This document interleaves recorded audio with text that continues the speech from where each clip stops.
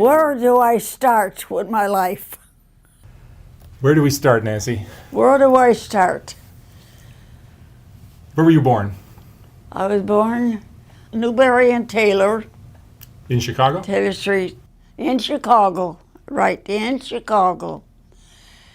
And at that time, the influenza was highly like our COVID? target. Yeah, What year were you born? I was born April 10th, 1918. Hmm. I don't know what time. My mother never said it. And we came from a very, very poor family. And my father rarely worked. We were on relief all the time, most of the time of our life. And I had a rough life. Where did your parents come from? My father came from Italy. My mother came from Italy. My mother was born in Bugnara, Abruzzi. And my father, I can't remember where he was born, but in Italy. And he was a stowaway. But he got caught. And on the ship, he had to do his work to pay his voyage. And when he came to America, he was a paisan, like a country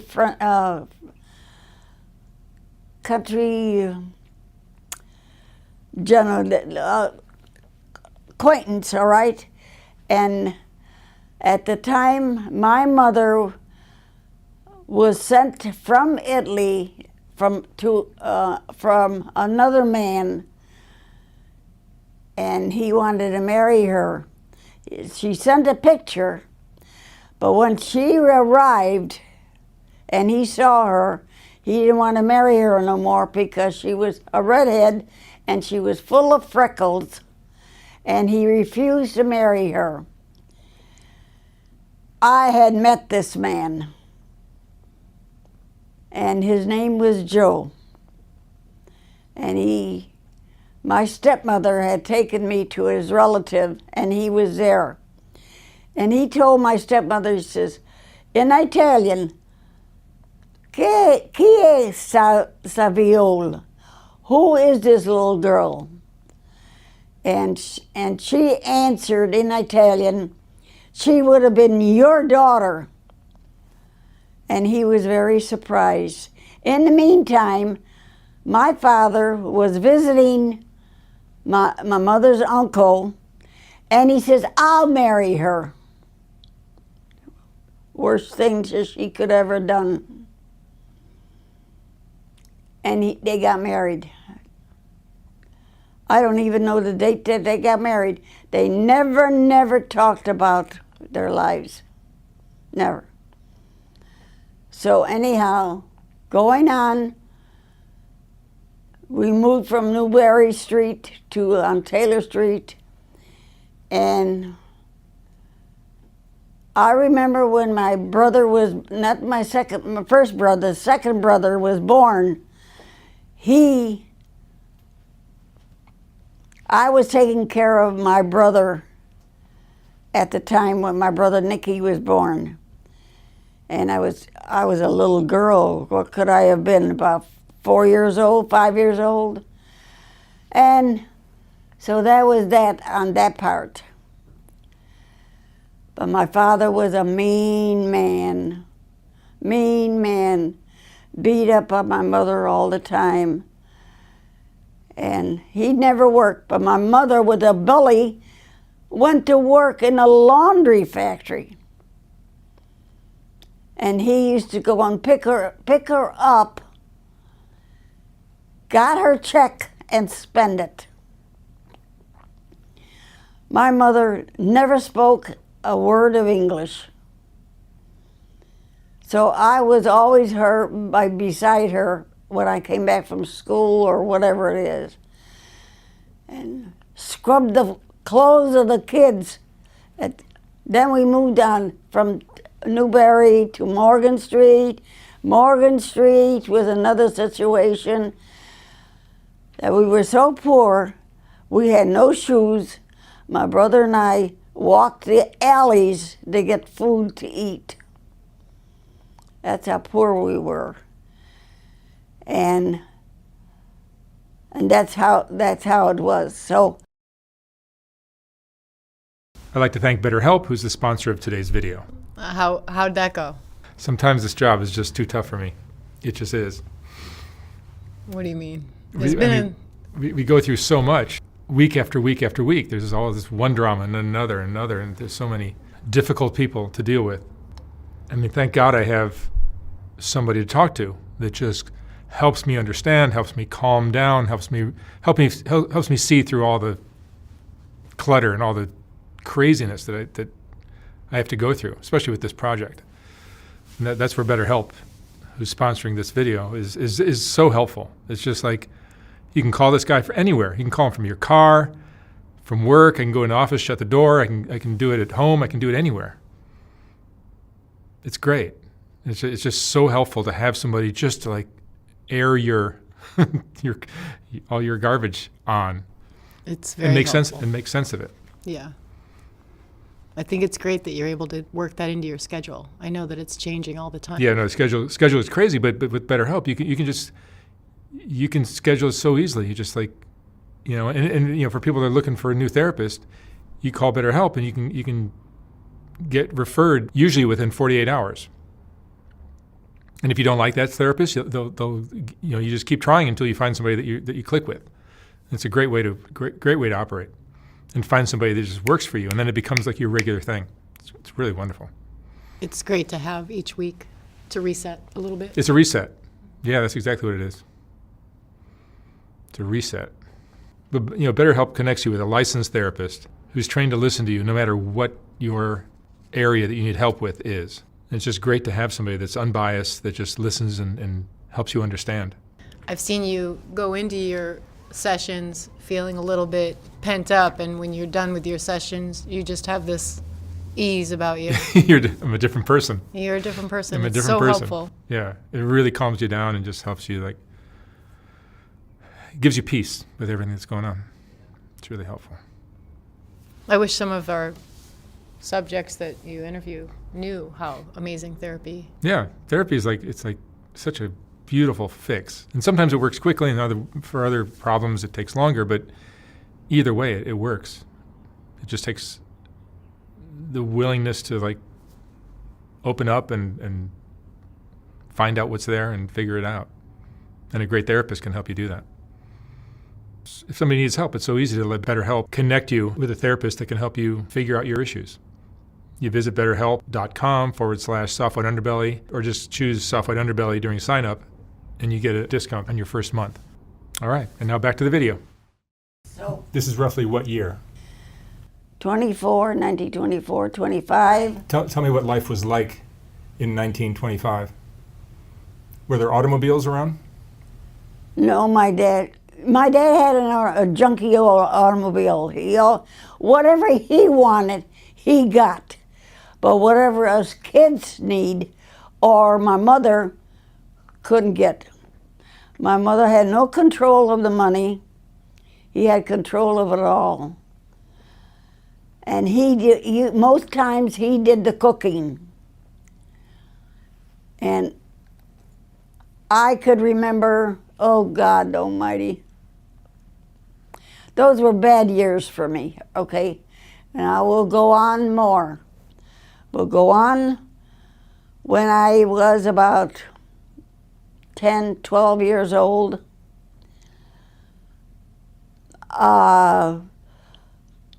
my sister had got run over, and my brother and I, we were too scared to come home because we knew that he was going to kill us. He was always with a gun, always with a gun. And so anyhow, him and I never got home. We slept on the steps of the apartment that we lived in. That's how scared we were. I was supposed to watch Anna, which was with the one that got run over. So in order for me to stay outdoors with the other kids, I wanted to get the other child and babysit for the two. As I went up to get the other sister of mine, the truck that she was sitting on the curb, and the truck went and hit her leg and broke it. And he was running away from the. He didn't know what had happened, but my mother's uncle's son belonged to the 42 gang, and he caught him to pay for all the medical bill of her. Well, my mother took her to the doctor to have that leg fixed. That was when my father, she was so spoiled in the buggy, and I always had to take care of her. So this one particular afternoon, she was crying. She wanted to be pushed. So my father kicked me in the rear end and told me to go ahead, and I was so embarrassed to do in the afternoon in front of everybody in the neighborhood. Well, anyhow, I pushed her all the way to the corner, and when I got to the corner, I slapped her face. I said, "You made Daddy do this to me." Well, anyhow, by the time she got around the block, me pushing her, she had quieted down. But that's another phase of my life. So then we moved to Crenshaw. My mother's uncle gave her $2,500 to put down on the house. And that's when we lived. We went further west, way west on Taylor Street. And there's where we lived and lived and lived. There's where my bad memories are of my life. So at the time, my mother was pregnant again with her 8th child. And I was going to be 16 years old, and they had promised me, "We're going to get you a cake for your 16th birthday." Well, then when they found out that she was pregnant, he got me in the kitchen and he said, "Nancy, you're not going to get no cake because we're going to have another Dolly." Words for words. So I was so disappointed, I started crying. And I went to my neighbor across the street, and she was another one that was illiterate, I have to say, okay? And she says, "That's all right, Nancy. I'll get you the cake." She used to stutter. And I was kind of happy. But in the meantime, my mother got scalded to death from having boiling water. And she, from her waist down, she was all burnt. That was on April 5th in the afternoon. He came to the school, and I was in my 2nd year high school, and he came and take me out of school, and that was the last day I saw my day of school in my typing class. And I had to stay home and take care of the kids. And I, at age 6, not even 16 years old then, all right, and taking care of 6 kids. The baby was 2.5 years old. He used to grab me at the skirt, and and he pull at whenever he wanted anything. He looked because when I went to see her in the hospital, she had this heat lamp over her legs and her mid. A heat lamp over her, and I thought, what? So I went to touch her thigh, and my finger went down into the thigh. And I thought, oh my God, what did I do? What did I do to her? What did I do? And I started crying. And she said in Italian, "Stata corte Siviglia, tu sei la mamma. Take care of these children. You are the mother." That was around the 6th or 7th of April. How did your mom get scalded? How did your mom get scalded? I just hate to repeat it because he had to cover his rear end, and he told everybody that she was carrying the hot water to the wash machine. We had an old-time wash machine, and we had no hot water tank, no hot water. She had to warm up the water on a coal stove.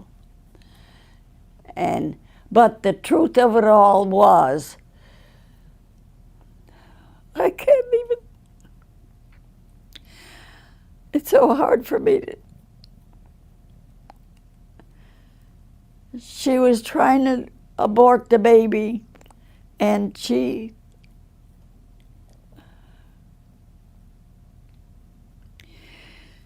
was sitting on a chair, on the edge of the chair, and she slipped right into the boiling water on the floor. She screamed so loud. My father was in the garage fixing up his junk. All right. And he came and he found her in the water. And right away they took her to Cook County Hospital, and there's where she was, and there's where she died, April 10th at 12 o'clock. Now, we had no money, nothing to eat or anything. So my sponsor for my confirmation, her family came over. They lived about 4 houses away from us. And they came over, and she right away took over cooking for us, and she died a two-piece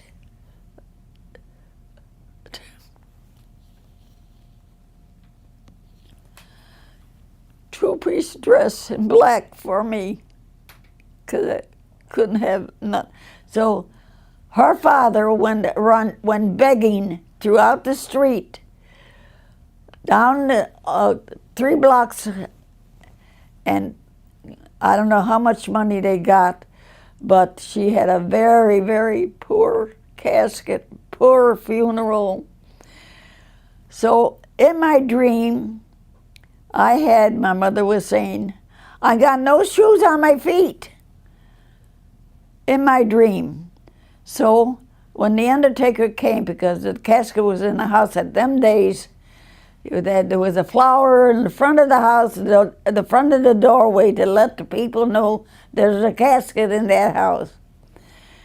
And my godmother, I have to say, her parents came over, and he was the one that went begging for the money for her funeral. All right. So when the undertaker came over that day, and I told him about my dream, the day of the funeral, he had a box under his arm, and I knew that it was a shoebox at the time.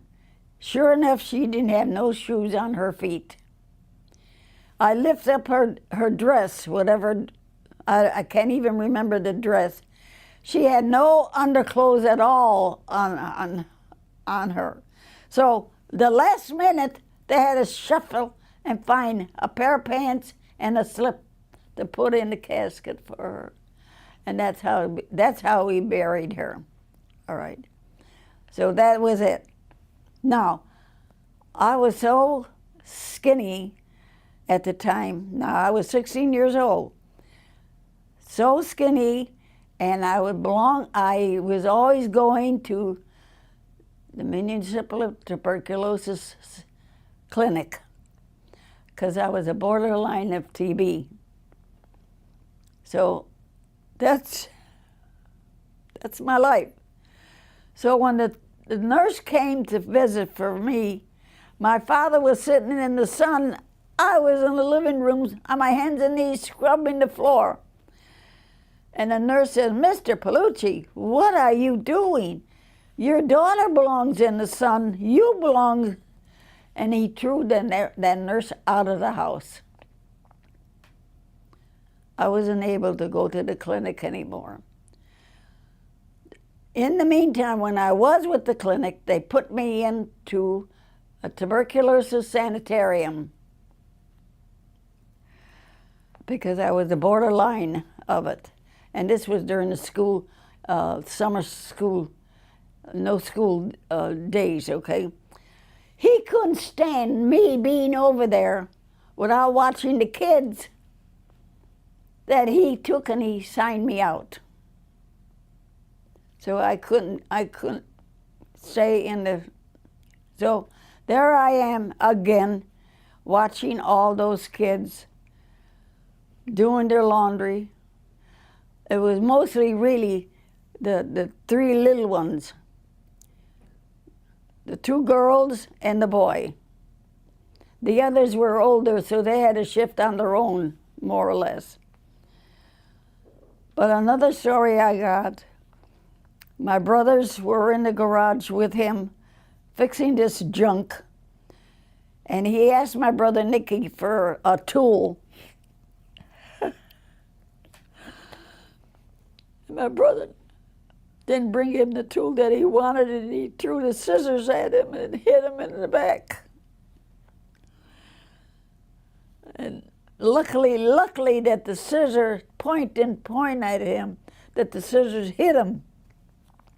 And that was that story, all right? So then we go on. 6 months later, another godmother, a goddaughter I had that was a renter upstairs, she had a boyfriend to live in, and he chased him out back to Italy, and he had a wife, which they found out when my father was interested in this woman. But anyhow, they got married. No room for me.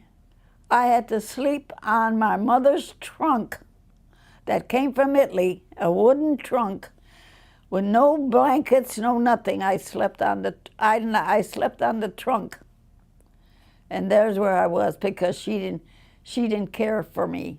She didn't want, because I was two voices. All right. My brothers and sisters, they slept in the back bedrooms. They had beds back there. So they slept, the boys slept in one room and the girls slept in the other room. All right. And that's how they were handled, okay. But me, I had to go sleep on the trunk. So that was the 16, 17. I was almost 18 years old. My stepsister was pregnant, and her doctor was looking for a babysitter and a housekeeper. And so she was only giving me $2 a week plus the room and board, okay? So anyhow, and I took care of her little girl and all that kind of stuff. So that was in December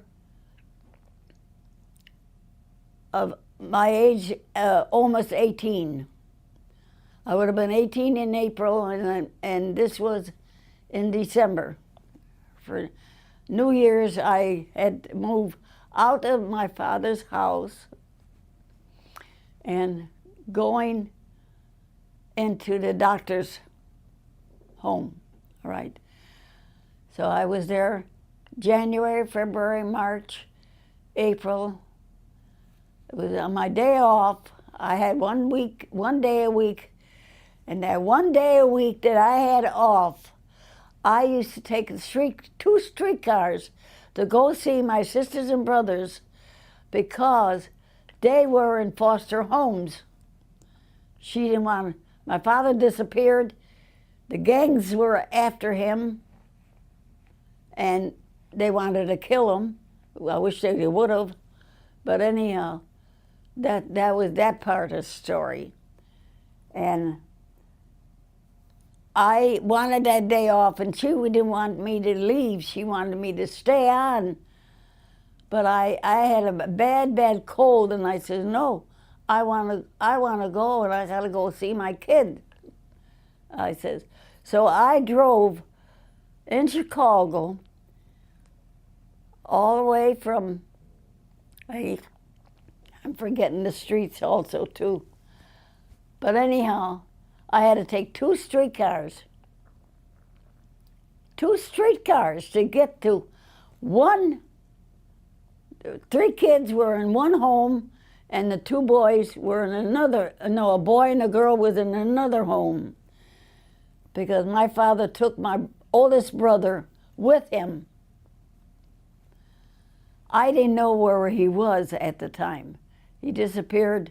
But then later on, I found out that he had gone and hid in Colorado by his half-brother. All right. And he's not a Palucci, he's a Martino. So he was there all the time until the brother threw him out because he was supposed to do some work on the farm, and instead the brother caught him sleeping by the tree. And he said, get out. The brother threw him out, so he came back home to my stepmother again. But the kids were already out of her hair and his hair. That was all right. But anyhow, before I got the job with the doctor, after the doctor, yeah, I wanted to go on an interview in a Jewish neighborhood way up north, and I didn't know how to get there. So this fellow was my stepbrother's boyfriend, and I says, George, do you know whereabouts this here address is? He says, oh yeah. I said, well, I'll pay your streetcar fare if you take me there for this interview. He says, all right. So we go, but I was underqualified for this Jewish family. So on the way home, on the streetcar, and we were talking, he says, why don't we get married? Just like that. Never went out with him. I couldn't go out with him because my father wouldn't allow it. And I was, like I said, I was 18 years old. So we couldn't find my birth certificate. So his brother took us to, I don't know what town it was, but we got married.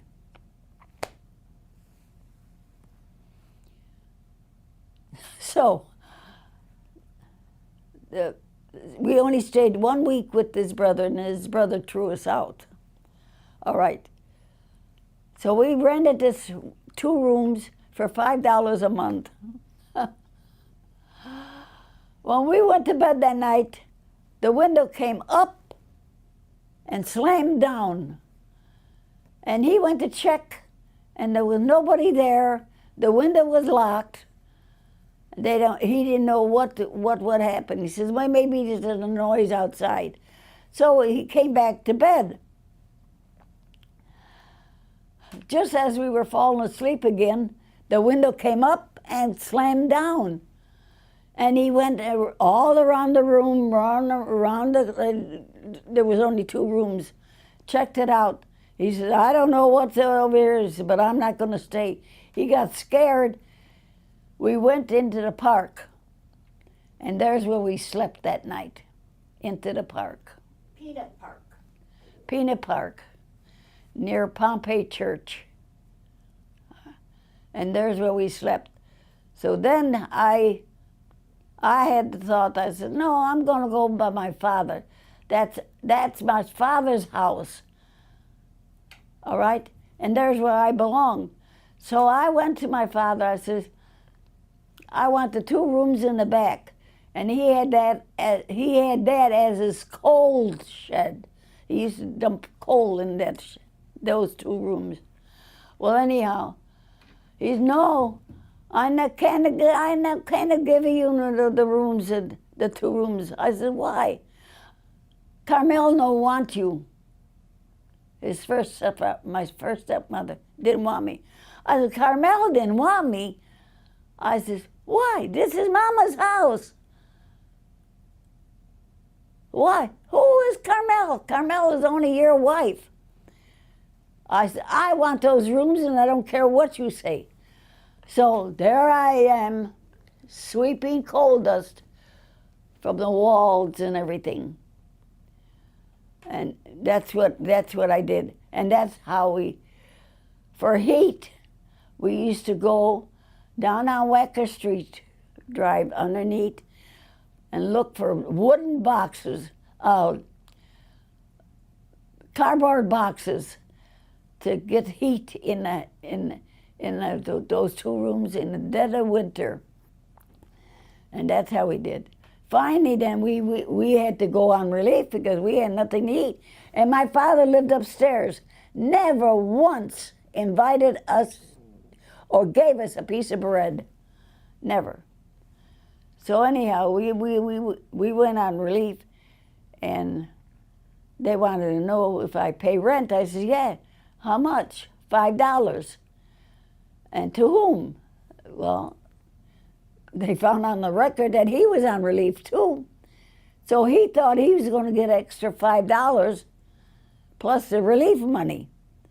But instead, they took $5 off of his relief money and included my $5 to his role. Well, he got angry at me because of that. I said, I can't help it. I said, we got to eat. We got to eat. And at that time, he only made 50 cents a day. That's all he made. Well, anyhow, that's another story. Well, find out that he used to beat me up all the time. Oh, no matter if I said a wrong thing, he'd beat me up. He'd always hit me, always hit me. And my father didn't do nothing about it. Nothing about it. Nobody helped. I had no relatives, no cousins, no aunts, no uncles, no relatives at all. So I didn't know what to do, so I had to stick with him. So then I had my first daughter. God was good to me. That gave me enough milk. I fed her for 18 months on my breast. And that was it. So that part. But I'm going on and on with my stories. But how I got rid of him, he beat me up and made me black and blue, half of my body here. And we had saved war bonds. The war was out then. And we had saved a $20 war bond. I took the $20 war bond, and my stepsister's husband's cousin was a lawyer. And I went to him, and I told him that I wanted a divorce and all that. And he looked at me, he says, "Did he do that to you?" I says, "Yes. He beat me up last night, and this is what That's what he says, I'll fix the SOB. I'll get a subpoena out right now for him. He's got to get out of the apartment, and you and your daughter go into the apartment, and don't let him in the house anymore. Pack his clothes and out. So when he got the subpoena, he had to get out. I packed his clothes, and that's how I got back in the apartment. Well, my sister, the youngest sister, and my father came over. Big help. So my sister says, I'm not going to leave Nancy alone. He's going to come here, and I know he's going to kill her. He's going to kill her. I know it. So she stayed with me. 13 years she lived with me. Slowly, I grew up. I picked up my pieces. I found jobs here and there. I told my daughter after many years later that I was a popcorn girl at Wrigley Field. I used to sell popcorn back of the counter. $1 an hour. So anyhow, I did that for that year. They never called me back anymore. I worked for a casket company that make caskets for that. I used to wrap the handles of the caskets. I used to wrap them and they shipped them. I worked there 2 years while he didn't work. Bad life I had. All right, I struggled with my daughter. I raised her in the Catholic school. I did the best I could with my children. And finally, being the head of my family, and I kept my mother's promise, take care of these children, you are the mother. I never let them down. My sister Anna used to come over. She used to take my nylons, and at that time, secondhand nylons were 10 cents a pair. Well, she used to take them because they were shipped to Maryville Academy in Des Plaines at that time. So anyhow, he said, your sister's in your drawer. I said, so what, George? Let her have it. She don't have nothing. Well, she's in that home over there. Let her have it. I got a beating for it. Well, okay, that was all. But anyhow, going all through that, finally, my brother, the war broke out, and one of my brothers was in Germany. The oldest brother was a 4F because he had heart problems.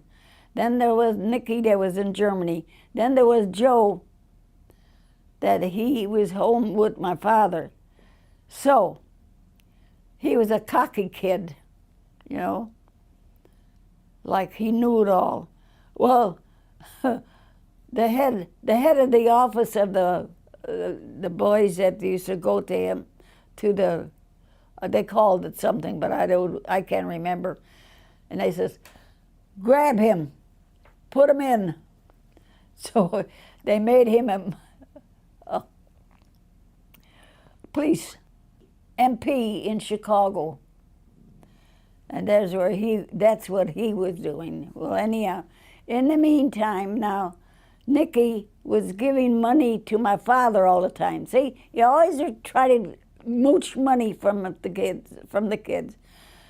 So finally I said, Nicky, send me the money. Don't send Daddy the money no more. Send it to me. I'll save money for you. So when you come out, if you want to get married, I'll have money for you. Well, that's what he did. I saved $2,500 for him. When he came out, he was going with a girl, and which was in the same home as my sister Anna. And well, anyhow, so they were going to get married. So I I, as the oldest sister, always gave the kids a birthday cake, because we never had a birthday cake. And when they got married, I always put a bridal shower for them. So I was pinning the wedding bell above the gift table, and in walks in this young man with a big box. And he said, "Where do you want me to put this box?" I said, "On this table. This is the gift table." He dropped the box and he went off. That was the first time I ever had eyes on my husband. He wound up being my second husband. The best man that I ever knew. I was the happiest when that happened. He was a womanizer. He was a drinker. And he was smoking. So he asked me, a month later, he asked me for a date. I was afraid to go with him, but I said, well, it's a night out, so I'll go. So he says, where would you want to go? I said, the Chicago Theater, and see Nat King Cole. So we went to Nat King Cole and see Nat King Cole. Coming out, instead of taking me out to eat, he takes me to the tavern on Madison Street, where all the bums and the whores and everything were there. What would you want to drink? A Coke, and he have his beer. He take me to another one. What do you want? 7-Up, and he have his beer. Well, by the time we got home, he sat on a chair. My daughter got up. She had a bruise on her knee, and I was taking care of. And here he was, going this way and going that way, and I'm pulling him up. I thought, what am I going to do with this drunk? So I got a rag with a cold water, and I splashed it in his face. And I said, now get up and get out. Get out of this house. I said, and don't let that door hit you in the ass. I thought I got rid of him. The next day was Sunday. I hear a knock, and I didn't know who in the heck it was. I opened the door, and it was him. I said, Carmen, are you back? Didn't answer. He came in, and I said, now you're going to get an ultimatum. That's it. Either you take it or out you go. And he, listen, I don't want smoking, I don't want the drinking, I don't want nothing. He didn't say he was going to do it, he's not going to do it. It's all he did was kept following me all the time. Now, he was a truck driver. His boyfriend, his drinking boyfriend, came up to my house. He said, what did you do to Carmi? I said, what do you mean what I did to Carmi? Well, he don't come to the tavern no more, and he don't drink, and what did you do? Did you make a fatura on him? A fatura in Italian, meaning some kind of a host that I give over him. I didn't make no fatura on him. And in them days, this is going to be awful. In them days, if a girl wanted a boy or a man or whatever she wanted and she was after, they used to take her monthly blood and give it to him, and that would drag him to her. Okay, that was an old Italian. How would they do that?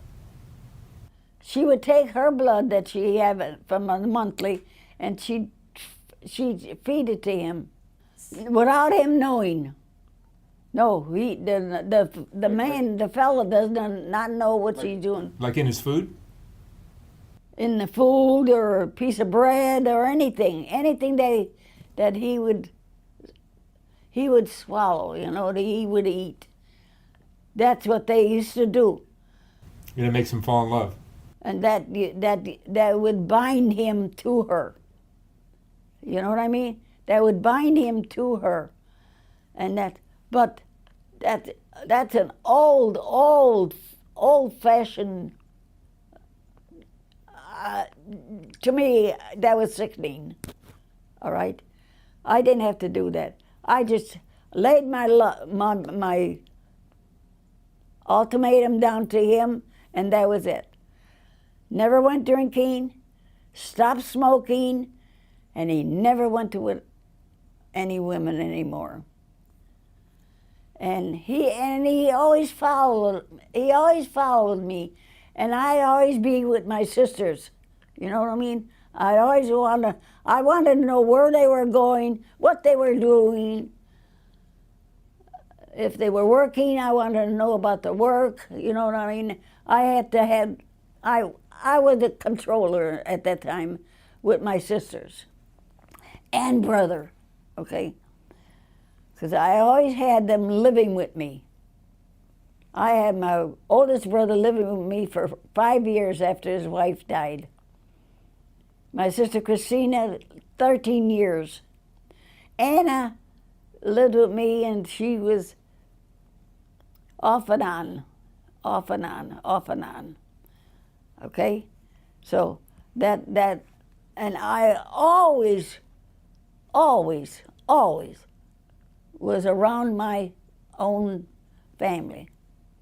And I kept my mother's promise, even up to today, sometimes. All right? And one of my nieces says, I am the glue of the family. And once I'm gone, the family's going to go apart. All right? And I think that's the reason why I am 106 years old. Because of that. All right? And the fact that my lovely daughter, when I was dying, and I did die, 2 minutes more, and they would have put the sheet over my face.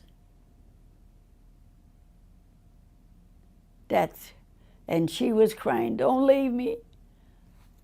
That one. Don't leave me, Mommy. I'll be all alone, Don't leave me, don't die. For some reason, I don't know, subconsciously, I heard her crying and heard her saying those words. And in my mind, I said, I gotta fight. 3 times I said it. I opened my eyes, and the doctor found a little heartbeat in my wrist. And that's how I came to. So you had an allergic reaction to an antibiotic? Right. That's what happened. And so quickly, I was out. I don't know what they did to me. I don't know anything. All right? And that was it. I lived 22 years in Las Vegas after my husband died. And my husband died at age 80, and I was 80 also. Somewhere in this story, World War II happened. Oh, World War II. I was with that's another big thing in my life. Tell me about World War II. I was married to my first husband. I don't think I had my daughter yet. I was ironing, and I had the radio on, and over the radio, war broke out. And I started crying because I had 3 brothers, and I knew that they were going to go in the war. All right? And I started crying. That was a big thing in my life.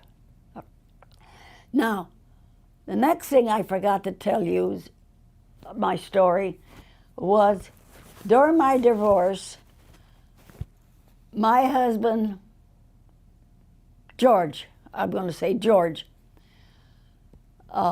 came and crying, dropped the divorce. I won't hit you no more, and blah, blah, this, blah, blah, that. And I thought, wait a minute.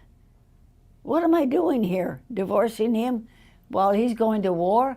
When he could go to war and I could get his allotment and some money to live on his daughter and me, you know what I mean? So I said, I'll tell you what, I'll make you a bargain. You go for your examination. If you go to war, I'll drop the divorce. But if you come back with a red mark on your hand, the divorce is going. So he agreed on that. So he went for his physical, because they give you a thorough physical during the wartime. He came back and I looked at his hand. He had a red mark on his hand. I said, well, George, I'm sorry. The divorce is going through. And later on then I found out he was temporarily insanity. That's the reason why he went goofy to beat me up. And one time I was hanging from a window on the second floor, and my daughter was about 4 years old at the time, and she saw him beating me up and everything, and I'm hanging on from the window, and she went and bit him in the rear end.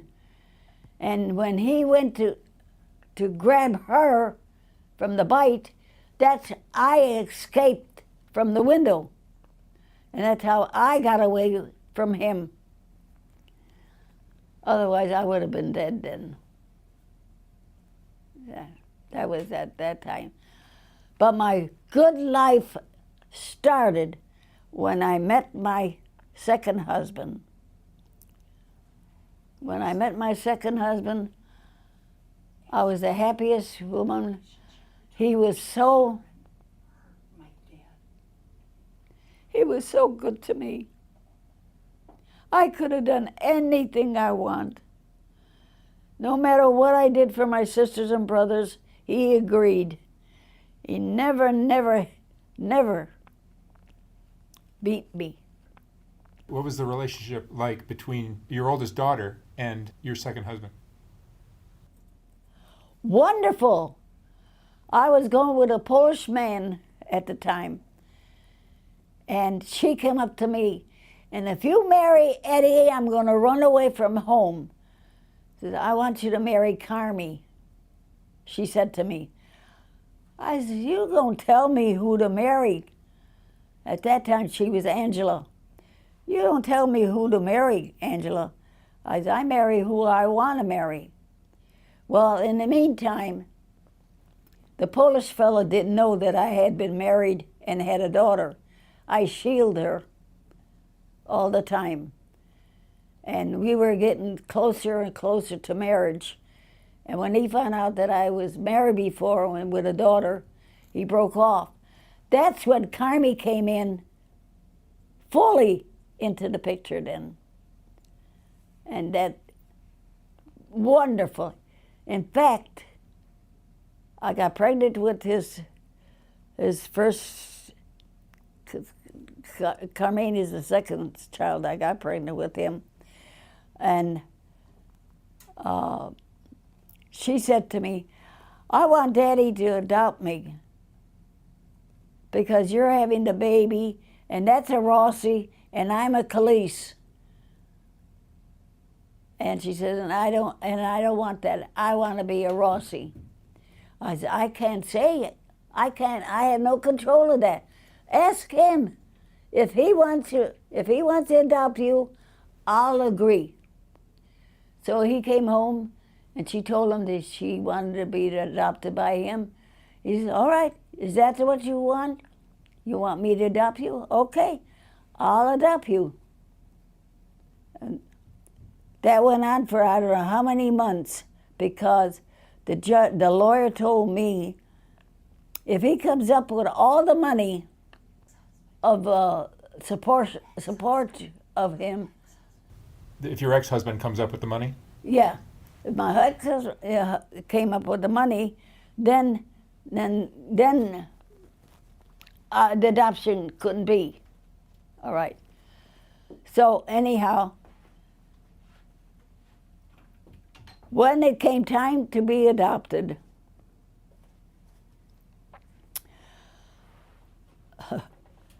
the judge told him, you want to adopt this girl. She was 9 years old at the time. And if you want to adopt her, she's just as if she was born to you. And he says, yes, Your Honor, yes, I know. So he turned to her. He says, do you know that this man wants to be your daddy? And she put her head on his hip like a loving, And he said, yes, I want him. I want him to be my daddy. Adopted, granted. Just like that. Everybody loves Carmi. Everybody loved Carmi. All my Christmases, New Year's parties, all the get-togethers, it was a happy family. And he stopped his drinking, he stopped smoking and womanizing? He stopped smoking, he stopped all of that. For you? For me, yes. And, the best part is that I said to him, because I love to dance, I says, you got to learn how to dance. I says, if you don't learn how to dance, Carmen, I'm going to dance with other men. And he didn't like that. On a sneak, he joined Arthur Murray dance school. And he used to go to the classes, all the time. And I didn't know that. I thought he was working. And here he used to go to the dance class until there was a concert, not a concert, but where they profess what they learned. You know what I mean? And so he said, the teacher told him, you got to bring your partner to go into this here competition that we had to be in. So we went, and I said, you were coming here with that blonde all this time? And he says, yeah. I said, oh my God. I says, I can't believe it. She was a pretty, beautiful girl, blonde and all that. We won the waltz. We won the contest of the waltz. Yeah. And after that, we start going to Trinon, Aragon Ballroom, Paradise Ballroom, all the ballrooms that we could get to, we used to go dancing. And he said to me, I never knew how much fun it is to go dancing.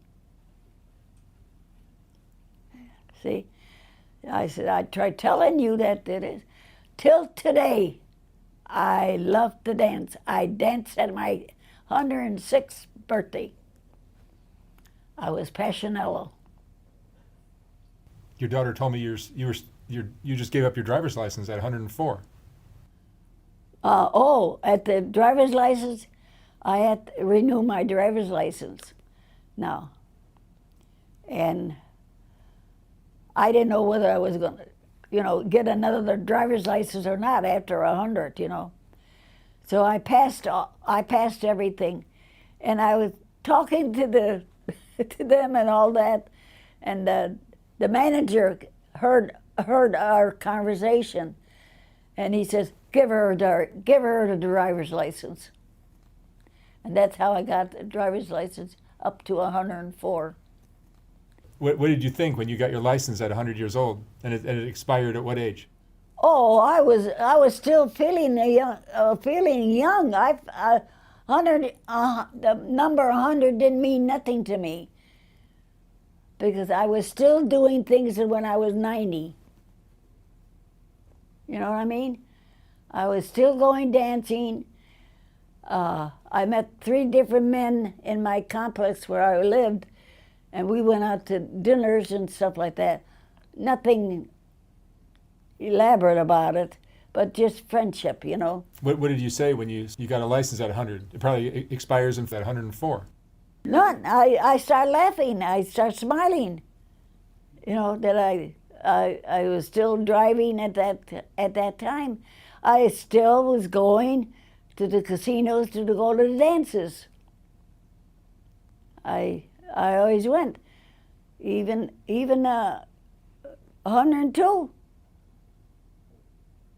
So how many children do you have? I got 2 children. One is 86, 87, and I lost a boy in between time. I miscarried at 4 months, and then the doctor told Carmi, if she gets pregnant again, she's gonna die. So don't get her, you know, I couldn't get pregnant. Well, I was 39 years old, or 38 or whatever it was. I said, I want a baby. He said, no.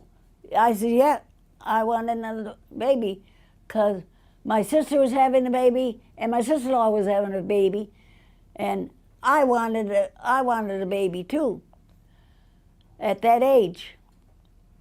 So finally I got pregnant. And sure enough, 3rd month I had to stay in bed because I was going to lose her. And in 39 I had her. I said, I wanted another girl. Yeah, and that's how come she's here today. There's a reason for it, why I wanted her. What was that reason? Just because your sisters? No, the reason is that she's taking care of me. All right. You're smart.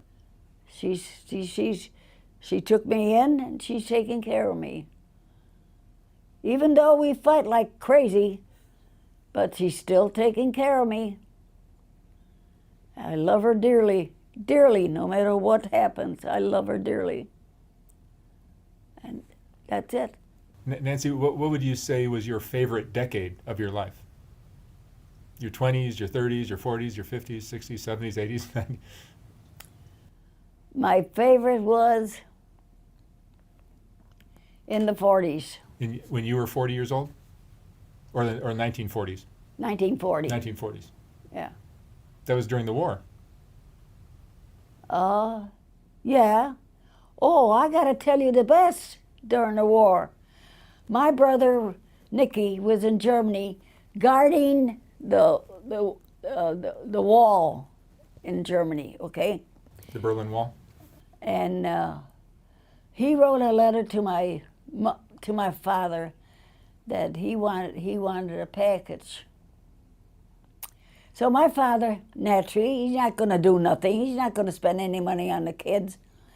So he comes to me, hey, Nancy, I got this letter from your brother and blah, blah, this and blah, blah, that. I said, Daddy, I don't have no money. What am I going to do? I'm barely living with my daughter and I, you know. So I went to my brother. My brother Jimmy was, at that time, he belonged with the Moonshine Gang. So, and I knew that he had a lot of money. And I said, Jimmy, your brother wants a box. I said, I don't have it. So he took $50. He said, here, buy whatever you want for Nicky. Okay. So I went out and I bought a bottle of whiskey, a loaf of Italian bread, hard salami, hard sausage, super sod. I think that was about it. So now, it was all right for the super sod, the salami, and the hard sausage. But how am I going to get this whiskey to him? I didn't know how I was going to get the whiskey to him. So I got a bright idea. I took the Italian bread, I took all the guts out of the Italian bread, and I stuck the bottle of whiskey into the Italian bread.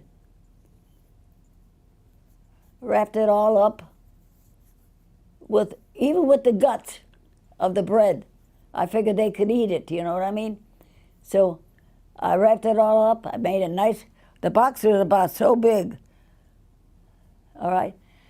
And I sent it to him. A month later, my father gets a letter from my brother. And those letters were all censored, you know, at the war. And it's all he says to my father, "What a party we had with his buddies." And that's all I knew, that they had a big party. So that made me happy, you know, to make him happy. Do you have any regrets in your life? If I got any regrets in my life, yes, I do have a lot of regrets. I have some regrets. Yes, I do have regrets. I have regrets. I wish I wasn't as generous as I was. You were too nice to people? Right. As I was. You were too nice to people? I was too good to people. Whatever they wanted. One brother needed $1,000 because he was short $1,000 of money on down payment on our house, and I lent him the money. Another brother, he used to buy junks, fix them up, sell them to make extra money. So when he ran out of money, he always came, "Mom, I need $600. I need $500." And he used to give me back the money. You know what I mean? And whatever they needed, they were out of job, were out of work. I used to bring grocery bags full of groceries for them to eat. I did that for them. I gave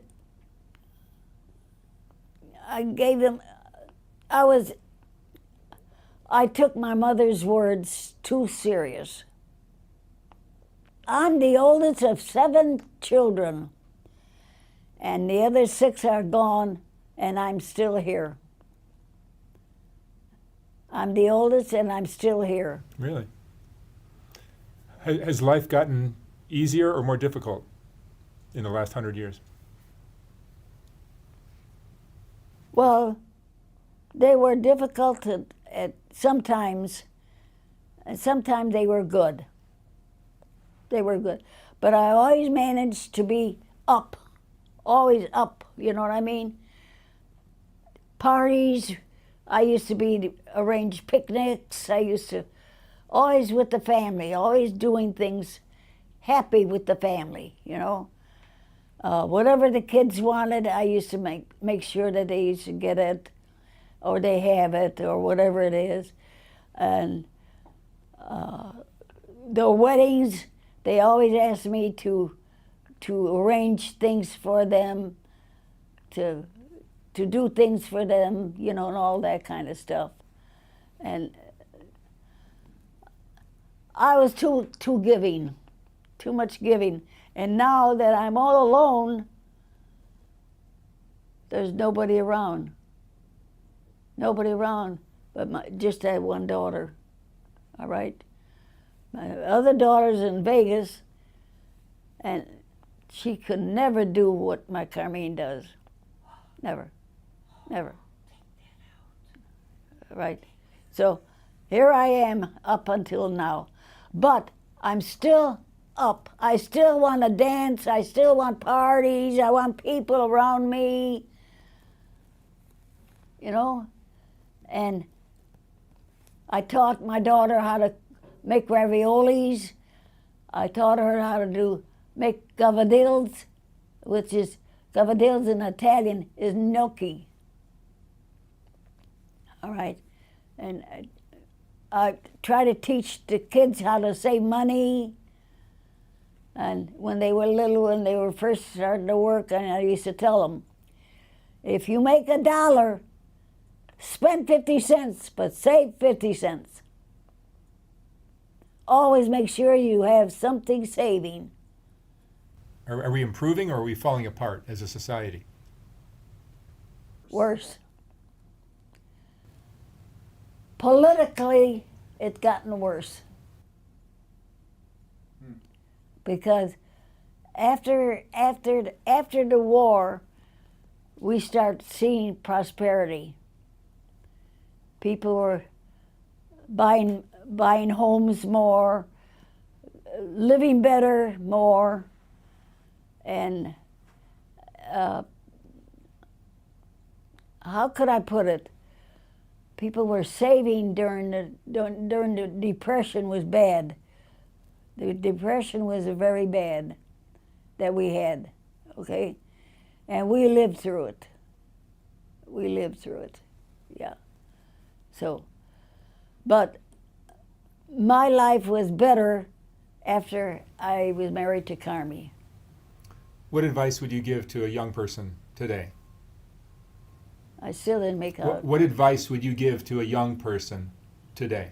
What advice I give to a young person?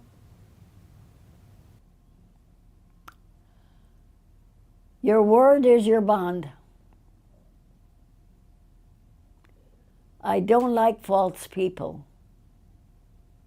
You know what I mean? If I say one thing, it's going to be that one thing. Not you say it. Words are cheap. Words is cheap. You and I are talking, it's cheap. But the action of it is what counts. And this is what I keep telling all my kids.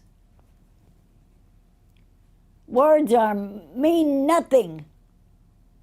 You could say the words now and mean nothing an hour from now. But the action that you do in that 1 hour, that's what counts. That's what I tried telling everything. But the Rossies have a way about themselves. Time means nothing. Time means nothing. Words means nothing. And I tell this to my nieces and nephews. All right, one last question, Nancy. What would you say is the most important thing you've learned in 106 years of living? What is honesty? Honesty. I hate false people. I have a friend that's close, over 75 years, that we're still friends. When I worked at Alden's mail order house, this is way before your time, all right? And I still have her as my friend. She's still alive.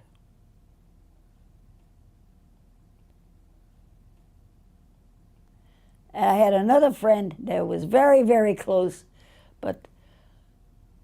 and that's when I was doing nurse's aide at a hospital in Chicago. I volunteered one Sunday a month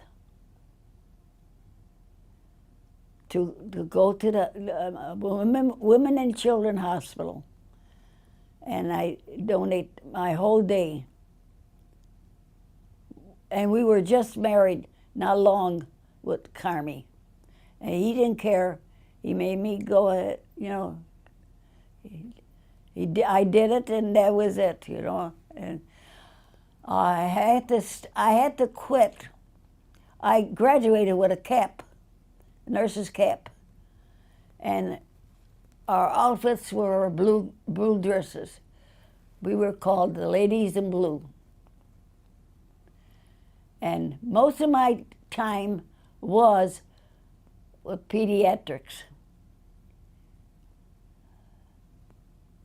this one baby sticks to my head until today. She was only 9 months old, and she had a spinal bifida the size of a small football in her back. And when I had to change her diaper, I had to put her on the side to change her diaper because that spinal bifida was so big. And the parents gave her up to the hospital. That I still think of that little girl. I still think of it. Then I had another one, a black baby boy. It's all he wanted. He wanted me to hold him on this side and rock him on the chair. That's all he wanted. And that's what I used to do. Take care of those, change their diapers and take care of them. All right, Nancy. Thank you so much for sharing your story. You've led a very interesting life. I had a very, I don't know if you call it colorful, because it was sad and happy. And all that I did and all that I gave, I didn't expect my life to be this way. I didn't.